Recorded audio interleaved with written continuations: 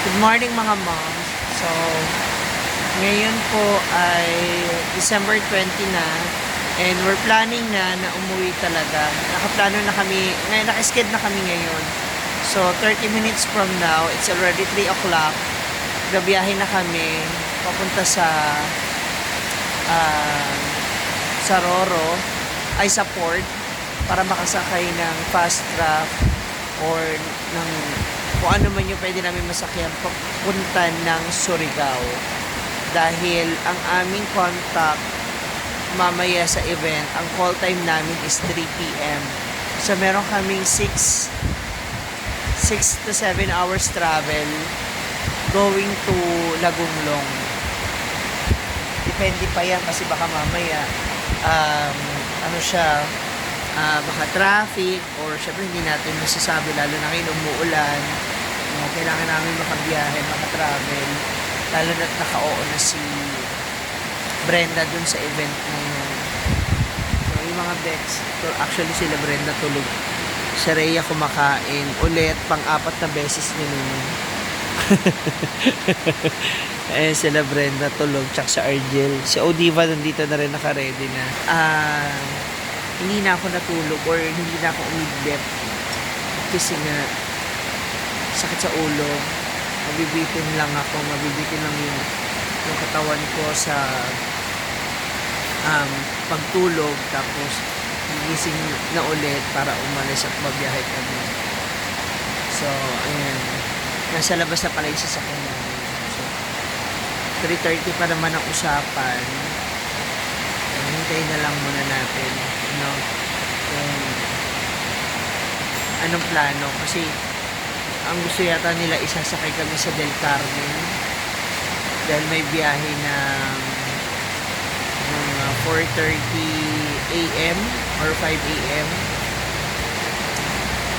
So yun, kailangan kaming makasakay ng ganong biyahe para umabot kami dun sa call time namin na 3 p.m.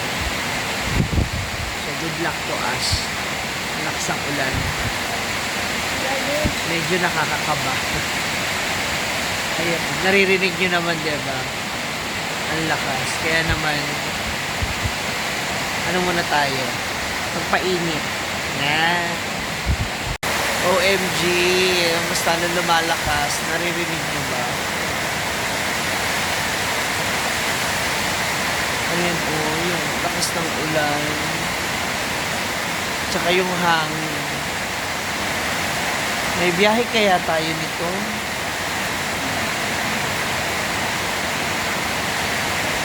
May lakad pa naman tayo ng ano.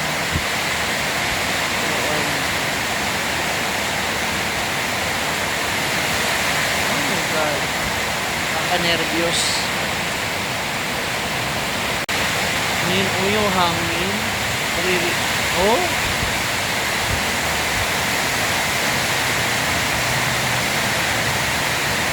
Ano oras na? Ha? 3:35? 3:30 daw tayo alis eh. Ayan, gising na po sila. Gising na po ang mga Bex. So, tuloy po ang biyahe namin papunta sa port. Ayan si Bakang. So, kapag okay na yung panahon, kasi kagabi, ng 19 ng madaling araw, ganito rin daw yun ng mga alas 5 ng madaling araw, yung hangin at saka yung ulan. Kaya, umaasa kami na pagdating na medyo late na oras na, titila na yung ulan at saka yung lakas na hangin. Kaya mag-ano na lang kami, maghihintay na kami sa port. Doon na kami mag-i-standby. Dito na po kami sa port.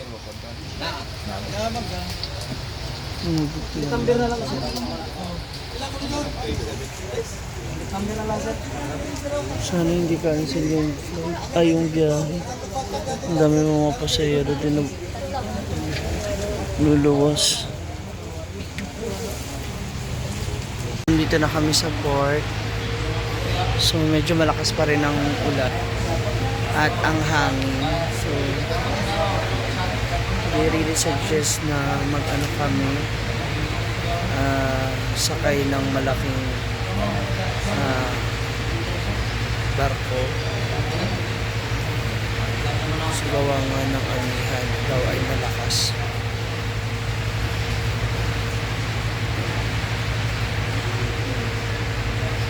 Ay nako. Medyo malakas pa rin ang hangin. So hopefully, yung okay na. Nakapangamba lang kasi.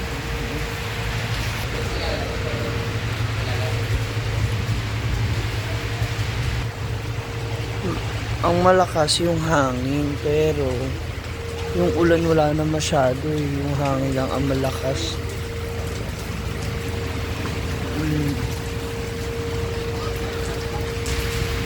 Actually may fast crop. Nahabol kasi namin yung oras. Tapos meron din mga malalaking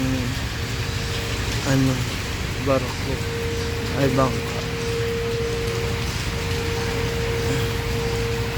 8:30 ang dating nito sa port. So ito parang kakayanin to ng mga 2 hours pag fast craft. Pero hindi ka rin makakatakbo hindi rin mapapatakbo ng mabilis kung malakas ang alon. Andito na kami sa Roro. So hindi to yung fast craft yung nasakyan namin.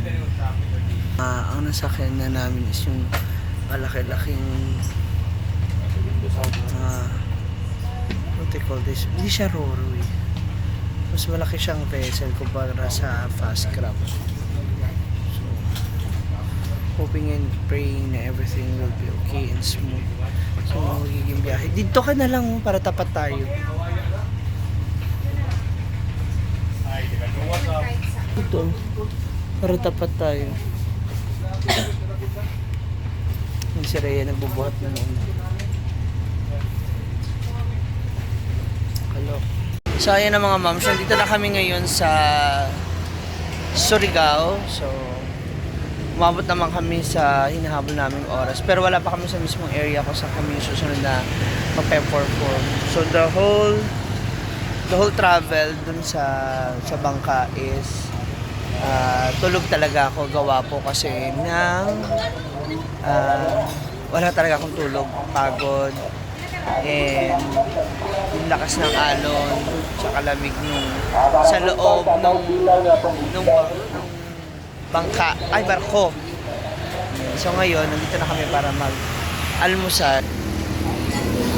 Gutom na sila kaya mauna na sila kumain.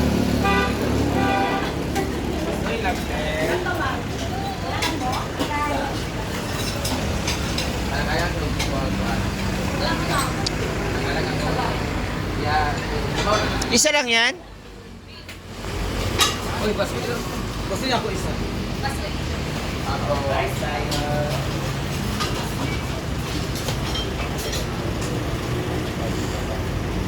Kainan muna. Mag-rice mo, ma'am? Ako po dahil isa.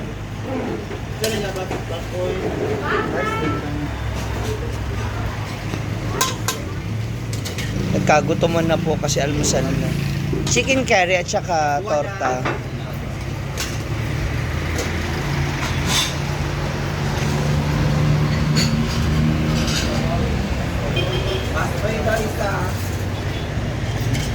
Kano dyan?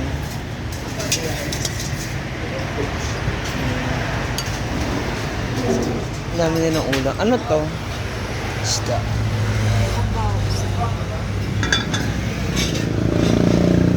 Hindi po ako ginising ni Rhea. Kala ko babalik na nga ako ng Siargao eh. Mag-staycation na ako dun. Oh, may atay pa pala. Tsaka rice. Duwan.